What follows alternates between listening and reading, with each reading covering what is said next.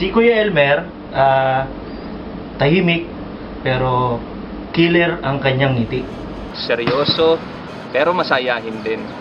Very supportive at active sa mga gawain sa church. Maasam, Lagi siyang nandyan. matulungin, Masipag, Napakabait, mapagbigay, adventurous. matigas, matindi. I can say that Roslyn is a loving, kind, and generous friend. Very simple, humble, and very helpful. Cool, sporty, masayahin. Mabait, matulungin, madali siyang malalapitan. Hardworking, generous, and loving wife and loving mom ni Basti. Siyempre, good daughter ni God. Good example how to become a woman of God. Tahimik, pero pag nakausap mo siya, makulit pala.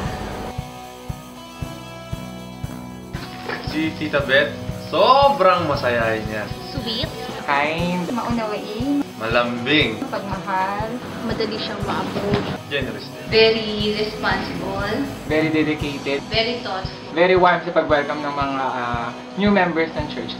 good example, mapag-alagang tita. Kahangahangang ina. Loyal sa kanyang pag-service sa church. Katapatan mo sa Panginoon. At sobrang bait. Marami kong mamimiss kay Kuya Elmer. Yung mga pinagsamahan namin na gawain para kay Lord. Gaya ng mga pagpapalakong ito, yung mga pagbili-bili ng mga bagay na kailangan ng church. Yung taos puso niya paglilingkod sa Panginoon. Always supportive. Pagbibigay niya sa church.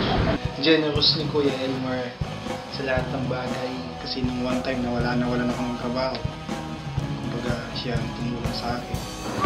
Mamimiss ko sa kanya yung kwentuhan namin pagka nandun sa church. Chikahan namin minsan kasi may jive kasi kami. Yung mga hiling niya, isa rin yung sa mga, yun din yung mga gusto ko. Yun. Yung fishing natin, di natin natuloy. Yung tuloy-tuloy na video. Tuloy-tuloy, wag kang susuko, kaibigan ko, di ka mabibigo. Ganun-ganun niya. Yung mga simpleng ngiti niya na napaka makahulugan. Ate Roslyn, hello. Mamimiss ko yung pagiging strong personality mo. Very open siya. Caring niya sa ministry. Yung pagiging leader mo. Nakaka-bless yung buhay nila as family na naglilingkod kay Lord. Lagi siyang tumatawa. Nakakatuwa yung dimple niya. Gusto ko talaga meron din ako. Ang lalim. Gusto ko may ganun din ako. Pag numingiti, ang ganda-ganda niya. Pag mag-enter ka ng church, lagi siyang nakasmile. She will be reminded because of that. Pag ngumingiti siya, pag tumatawa, yun, nakaka-encourage yung presence niya. Ang mamimiss ko kay Tita Beth, alam niyo, yung pabango niyang humahalimuyak sa buong church. Amoy dalaga. Number 1. Grabe yung tawa niya, as in, nakakawala ng problema, nakakahawa yung tawa niya. Sweetness niya sa lahat ng church members. Yung talagang nandyan siya para tumulong sa'yo, lagi siya nandyan pag kailangan mo siya. Mamimiss namin lahat nung ginagawa niya para sa amin. Yung makakasama ko siya bilang sa usher. Yung every Friday lagi nakabate. Yung overwhelming welcome mo every Friday. Tapos yung follow-up sa Facebook. Ngiti niya lagi. At saka, kamusta ka na, Irene? I love you, Ruthie. Pag magme-message ka. Hi, Rosie, namimiss kita. Mamimiss ko yung kay Tita Beth. Nagpapasalamat din po sa kanya sa kanyang kabutihan. Kuya Elmer, salamat sa tulong mo. Kahit hindi ko pa sabihin, alam ko naman yung malaki yung natulong mo sa akin sa pagbalik ko rito sa Dubai. Malayo kayo, be strong, have faith. Aalagaan niyo si Ate Roslyn, syempre, yung pamilya niya. Papasalamat ako sa pagiging supportive mo pa sa WAP team, sa Blue Shirt. Manatili pa rin sa iyo yung pagbubukas palad mo sa spiritual na gawain. At may extend niya pa yung mga gawain dito kagaya sa IRM. Yung kay Elmer, tuloy lang natin yung paglilingkod sa Diyos. 1 Corinthians 15:58. Never masasayang yung pagpapagal natin para kay Lord. Tuloy-tuloy. Yeah. Patuloy po na pagpapala, patuloy na blessing sa kanila ng Panginoon kahit na nasa malayo silang lugar, patuloy silang gamitin ng Panginoon at patuloy na maglingkod sila sa kanilang mga talento, sa kanilang mga kayang gawin para sa Panginoon. Tati Roslyn, mamimiss ka namin. So, ingat ka lagi. Kahit na malayo ka, ay palagi kitang maalala. For sure, mamimiss kita. See you in Australia. Maalala namin yung mga pagkakataon na lagi tayong nasa inyo, yung tahanan na laging bukas sa mga gawain. Salamat sa pagpapagamit mo sa Panginoon. Hindi namin makakalimutan yung mga pinagsamahan natin doon sa tahanan ninyo. Thank you rin sa lahat ng tulong na binigay mo sa IRM Dubai. At alam ko na patuloy ko na ibibigay ni Lord yung desires ng heart nyo. At alam ko rin na magiging successful kayo dun sa Australia, kayo po ni Basti. Patuloy pa silang bigyan ni God ng blessings, wala katapos na blessings, and then wisdom and knowledge. Continue to bless other people and continue to serve God. Maraming salamat sa mga pamana. Gamit na gamit talaga namin. Thank you talaga. At saka sana masundan na si Basti. Girl naman para partner. Ipangalan mo Samantha para Sebastian tapos Samantha. Wow, ang ganda.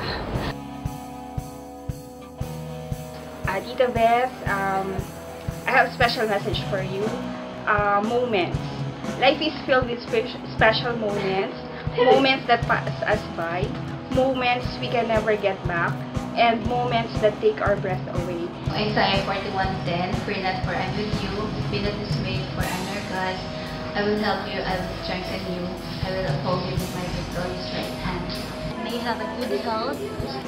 May God heal kung ano man yung mga nararamdaman mo sa katawan. Ingat palagi. Patuloy tayo, Tita Beth, kahit na nasa Pinas o nandito sa pagbalik mo, patuloy tayong maglingkod sa Panginoon. Magiging isa ka pang blessing para sa iba, kagaya ng mga ginawa mo dito sa Dubai. I'm happy for you kasi makakaulit siya. Kahit nasaan ka, yung love namin para sa'yo, nandun pa din. Maraming salamat, Tita Beth. Mahal na mahal ko kayo. Mamimiss kita, Tita Beth. Bye-bye, Tita Beth. I'll miss you. I love you. Paalam Tita Beth, God bless you. I love you, Mama Chup Chup. Sila ay very responsible sa mga trabaho nila. Kung naman yung mga ibinigay mong assignment, talagang gagawin nila yung best para ma-sure na ito ay nasa maayos na kalagayan. Sila ay very accommodating talaga. At talagang lahat pag napunta sa kanila, ihahain nila sa iyo, represent, at isa yun sa napakagandang katangian na hindi malilimutan sa kanila. Mamimiss na natin yun, mamimiss namin yun. At siguro masabi ko lang saan man kayo naroon, saan man kayo makapunta, sino man yung inyong maging mga bagong friends doon, pagpatuloy nyo kung ano yung nakita namin sa inyo dito sa UAE, at kumari nga ay mas mahigitan nyo pa. Kinikilala namin na malaki ang naging part nyo sa pagkakatatag ng IRM UAE. Yung inyong mga contribution ay nakatatak na yan sa puso ng bawat isa sa amin. Yung mga sakripisyo nyo, yung pagsuporta nyo. Nakita namin kung paano nyo ibinusang lahat, binigay yung the best nyo para masuportahan yung gawain. Salamat sa inyong ministry, salamat sa inyong support, salamat sa inyong pagbuhay. Hindi namin kayo makakalimutan. Nawa ay patuloy namin kayo makasama sa prayer, supportahan nyo pa rin kami sa prayer, sa ilang mga bagay na maaaring makatulong pa kayo sa paglago ng ministeryo dito sa UAE. God bless sa inyo at tuloy kayong pagpalain ng Panginoon. Farewell and God bless. Farewell And God bless. Farewell and God bless. Farewell, God bless. Farewell and God bless. Farewell and God bless. Farewell and God bless. Farewell and God bless. Farewell, God bless. Farewell and God bless. Farewell and God bless. Farewell and God bless. Farewell and God bless. Farewell and God bless. Farewell and God bless. Farewell and God bless. Farewell and God bless. Farewell, God bless. Farewell and God bless. Farewell and God bless. Farewell and God bless. Farewell and God bless. Farewell and God bless. Farewell and God bless. Farewell and God bless. Farewell for all of you. God bless to all of you, and we're gonna miss you.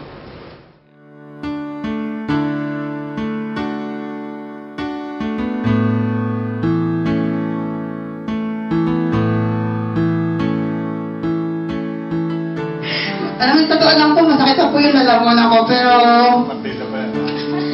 hindi na talaga ako makatanggi sa Panginoon. Alam niyo mga kapatid, share ko rin po sa inyo. Bukod po sa trabaho, nag-provide din po si God sa akin ng lifetime partner. Nananin ko po sa Slumber J. Wala pong iba kundi po ang aking asawa si Elmer. May we glorify God. Mabuhay po tayong lahat. God bless us all.